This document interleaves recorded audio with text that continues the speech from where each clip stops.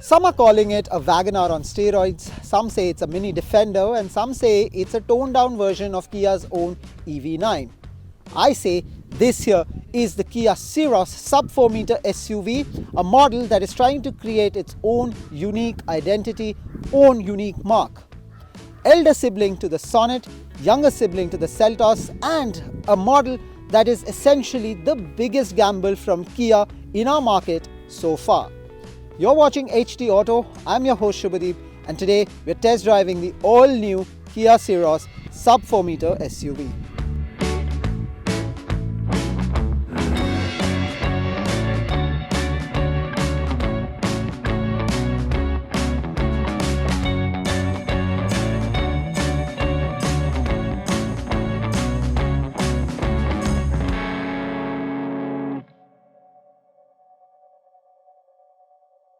The Syros is available in 8 exterior color options. What you see on my left is the red, what is on my right is the blue. 2 of those 8 color options. And before you ask, no, there is no dual tone choice. But on the outside, it is fairly clear that this is one of the larger, visually larger at least, looking vehicles in the sub 4 meter SUV segment. Now it clearly has a tallboy design, large windows, a roof rail at the top, and this is the top variant. So it stands on 17-inch crystal cut alloy wheels. You also get the Syros in 16-inch crystal cut alloy wheels and 15-inch steel rims depending on which variant of the model you choose. What also helps the Syros is a ground clearance of 190 mm, which is one of the best, if not best, in the segment. Now the side profile, some of the other highlights include this flush door handle and a skid plate here at the side, which gives it a bit of a muscular appeal. The wheel arches are reasonably large, and overall the side profile is quite muscular and really helps the credentials of the vehicle from the side profile. But from the front though is where things get a little mixed up. Some people are going to really like the design of the face of the Syros, some people not so much. The face gets the Kia Digital Tiger grille here, the nose. There is a bit of muscle power coming, visually speaking, from these skid plates here at the bottom. You get the ice cube headlights, which frankly to me look really modern, really classy, and you get a vertical DRL setup here at the face. Now moving to the rear of the vehicle, the LED treatment continues on these tail lights here.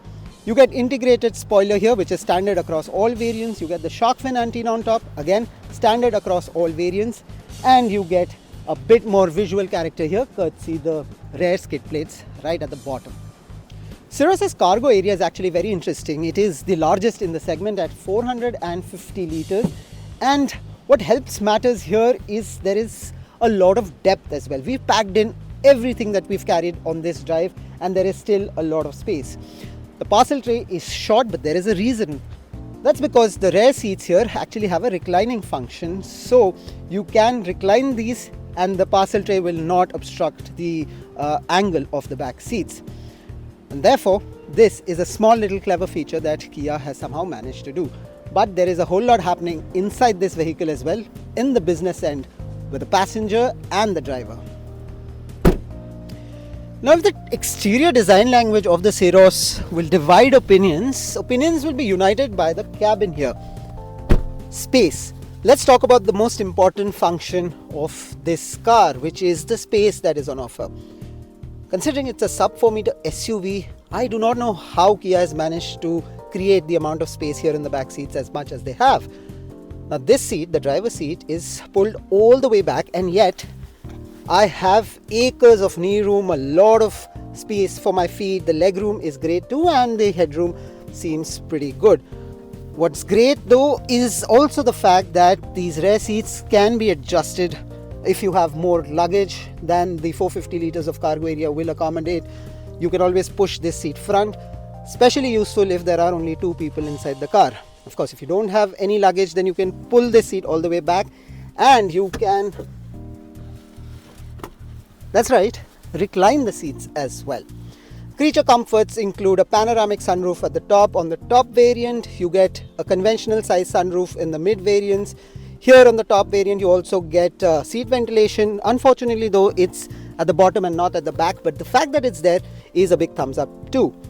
You get a fold out armrest here with cup holders, the standard fare of features, air purification system, dedicated AC vents, 2 Type-C charging points, 2 more actually at the front, and a 12-volt charging point.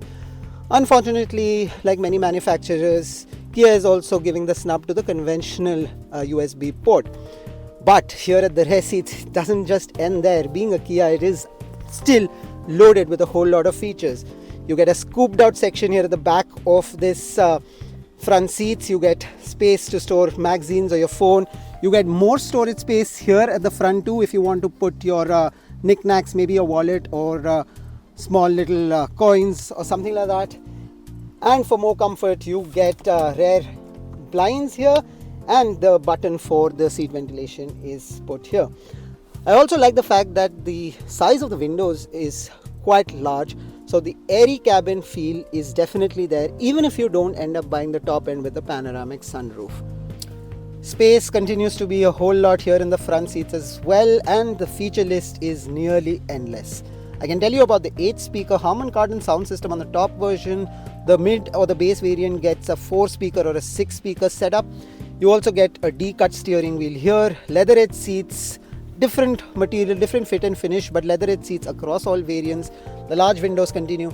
You have a nice height here for the driver. The driver seat is electronically adjustable. The steering again has mounted controls for ADAS as well as the infotainment screen. Yes, the Syros gets level 2 ADAS in its absolute top version, but the infotainment screen, for me, hands down, the best feature here in the first half of the vehicle. Kia calls it the 30-inch Trinity display. It essentially comprises of a 12.3-inch main infotainment screen, a 12.3-inch driver display, all digital, and a small section between the two for climate control. Now, fully automatic climate control is a given function. You see it on many cars these days, especially the ones from Kia. But it is once again a typically Kia-enabled infotainment screen. That's because the feed and the display is top notch. You get a nice bright display, glare is minimum, and there is a whole lot of responsive touch at every nook and corner of this entire display. Just below it are a whole lot of functions ranging from media to navigation to home, and of course you can also control the air conditioning through physical buttons here, which is again something that Kia is letting you choose. So whether you choose the physical buttons or the touch screen in the middle of the infotainment screen, that's up to you. I've already highlighted the charging points here, 2 Type-C, 1 12-volt charging option, but if you have a compatible phone, you can also make use of this wireless charging pad on the center console. Speaking about the center console, very well laid out. This has the gear lever here, the engine start-stop button, and of course the Kia Syros comes with 360-degree camera as well. Now in the middle, this is something that's very clever. There are 2 cup holders, and you can adjust the size here if you have a smaller cup, so you can push in the cup holders for a more secure grip. Now Kia is also packing in a dual-way dash cam with the Syros top end, although these test cars do not have the setup here, but you can also look forward to that. And if I did not mention already, these seats are made from a lot of recycled materials, and this QR code on the left side of the dashboard actually tells you exactly what has gone into making the Kia Syros' cabin, especially the seats.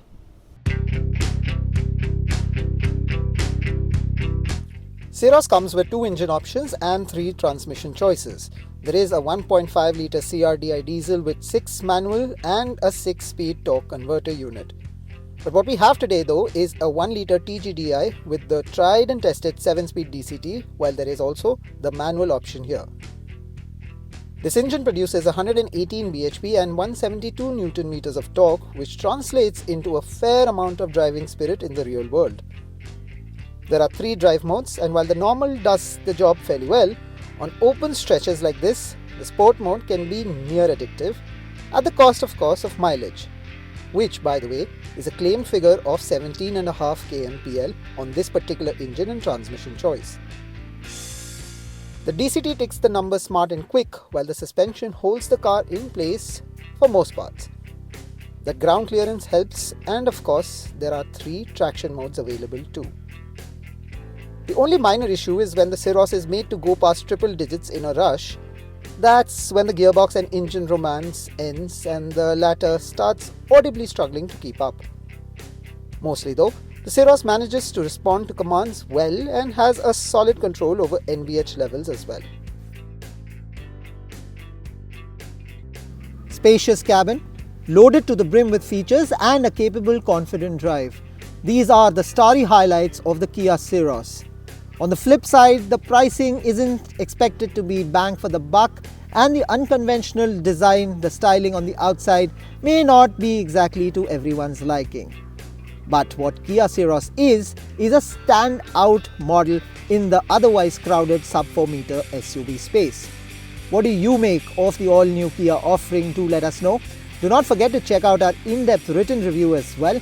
For now, that's all the time we have. As always, thank you for watching, and always please drive safe, stay safe.